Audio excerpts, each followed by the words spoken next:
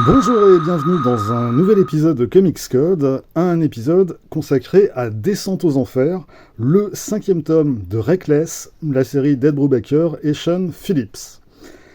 J'avais consacré une première vidéo à cette série au moment de la sortie de son 3e tome, Éliminer les monstres, elle est toujours disponible, n'hésitez pas à aller y jeter un œil.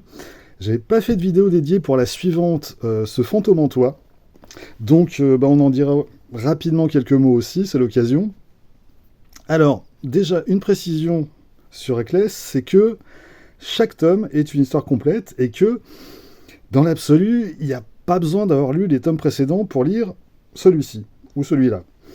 Tout le contexte nécessaire au personnage, en fait, est fourni dans chaque tome et donc on peut se contenter de piocher comme on veut dans la série tel ou tel volume. Bon, comme j'aime vraiment beaucoup Reckless, j'aurais plutôt tendance à vous conseiller de les lire tous, mais encore une fois, c'est pas obligatoire. Et pour situer en 2 mots, si vous n'avez jamais lu la série, Ethan Reckless, c'est un type qui vit à Los Angeles dans les années 80. Il est propriétaire d'un cinéma, et puis, de temps en temps, on fait appel à lui pour mener une enquête. Il n'est pas tout à fait détective privé, mais c'est tout comme. C'est une version plus confidentielle, et puis parfois aussi plus en marge de la loi d'un détective privé. L'histoire de Descente aux Enfers se passe fin 1989 et elle se déroule en parallèle aux événements du volume précédent. Et dans Ce fantôme en toi, c'était pas Reckless qui menait l'enquête, c'était son assistante et meilleure amie, Anna, qui rencontrait une ancienne star du cinéma d'horreur et qui enquêtait sur un manoir hanté. C'est un épisode qui était un tout petit peu moins noir que les autres, même si bon, là aussi, il y a quand même une part très sombre dans cette histoire. Et puis, à la fin de ce 4e tome, on apprenait que, pendant qu'Anna menait son enquête, Ethan, lui, était à San Francisco pour une autre enquête. Et l'enquête en question, c'est celle qu'on va suivre dans ce 5e tome. Alors, une petite innovation dans ce récit. Dans les 4 tomes précédents, en fait, le récit commençait par un flash-forward. C'est-à-dire qu'on assistait au début à une scène qu'on allait retrouver plus tard dans le récit.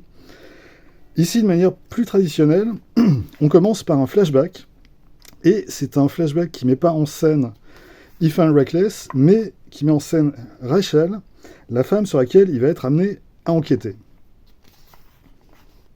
Rachel, c'est la copine du fils d'un voisin de Reckless, à qui Reckless doit un service. Et donc, il va accepter d'enquêter sur la disparition de Rachel à San Francisco. L'action donc se déroule en 1989, j'ai dit. En fait, il faut préciser, en novembre 1989, soit un mois seulement après le tremblement de terre qui a ravagé une partie de la ville. Les plus vieux d'entre vous s'en souviennent peut-être. Visiblement, Rachel a été très choquée par cet événement, et quelques jours plus tard, elle a disparu sans laisser le moindre mot à son mec. De Rachel, on sait assez vite que c'est une jeune femme qui a eu un parcours de vie très compliqué, une sale histoire qui concerne sa famille, et pendant une période de sa vie, elle a fait quand même une grosse consommation de drogue de toutes sortes. Et c'est ce parcours que Reckless va devoir reconstituer pour espérer la retrouver. Et comme d'habitude avec Reckless, ce qu'il va découvrir est franchement, mais vraiment sordide. Concrètement, dans ce tome, on a une première moitié qui est assez linéaire et qui est un petit peu répétitive, où Reckless se lance à la recherche de Rachel, et en fait, il va rencontrer une succession de personnages susceptibles ou pas de l'aider à la retrouver. Et puis, on a ensuite la rencontre entre Reckless et Rachel, et là, vraiment, c'est là que le récit prend toute son intensité dramatique. Je ne vais pas en dire plus sur l'enquête en elle-même, et sur là où elle va conduire Reckless et le lecteur. Je vais juste revenir sur un thème qui est central à cette série. Reckless, c'est une série sur le passé et sur les différentes manières de l'appréhender. Alors déjà, de manière très concrète, Ed Brubaker a situé ses histoires dans le passé, dans les années 80.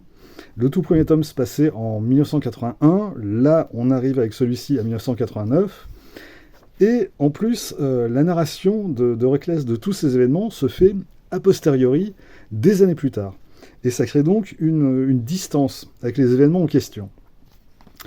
Ensuite, ces deux personnages principaux, Reckless et Hannah, vivent eux aussi dans le passé. Ils sont installés dans un vieux cinéma. Et en fait, ce qu'ils aiment avant tout, c'est de regarder de vieux films, passer la soirée comme ça. Et dans ce tome, au tout début, Reckless parle de, je cite, un petit bout du bon vieux temps auquel on s'était accroché. Et eh ben, c'est tout à fait ça, leur état d'esprit. Il y a donc, d'un côté, cette vision idéalisée du passé, et puis il y a ce que le passé a réellement été. Et chacune des enquêtes de Reckless va lui balancer en pleine tronche ce qui était réellement ce passé, pour lui et pour les personnes concernées par ces enquêtes. Et en l'occurrence, le passé, il a vraiment plus rien d'idéalisé. Dans le cas de Descente aux Enfers, c'est l'histoire familiale de Rachel, c'est le traumatisme qu'elle a vécu et qui continue de la hanter encore aujourd'hui. Et tout ça s'inscrit dans un cadre historique précis. Alors c'est dans les marges de ce cadre historique, évidemment, dans ces recoins les plus sombres. Et ben c'est de ça que parle ce cinquième tome de Reckless, et c'est de ça que parle Reckless dans son ensemble. La série confronte en fait une vision idéalisée du passé à la sinistre réalité des faits. Et ben, dans ces conditions, tu m'étonnes que Ethan Reckless, il préfère quand même s'enfermer dans son cinéma et se repasser de vieux films, plutôt que de devoir faire face à d'anciens démons, que ce soit les siens ou que ce soit ceux des autres. Alors, forcément, ça donne une série très noire, avec des personnages torturés, mais bah, c'est quand même l'élément de base pour faire un bon polar. Et Reckless, c'est un excellent polar que je vous conseille, une fois encore, de lire. Voilà, c'est tout pour aujourd'hui. Rendez-vous très vite pour la suite. D'ici là, vous pouvez vous abonner à cette chaîne, laisser un commentaire, partager cette vidéo sur les réseaux sociaux et surtout, lire des comics. Soyez sages et à bientôt.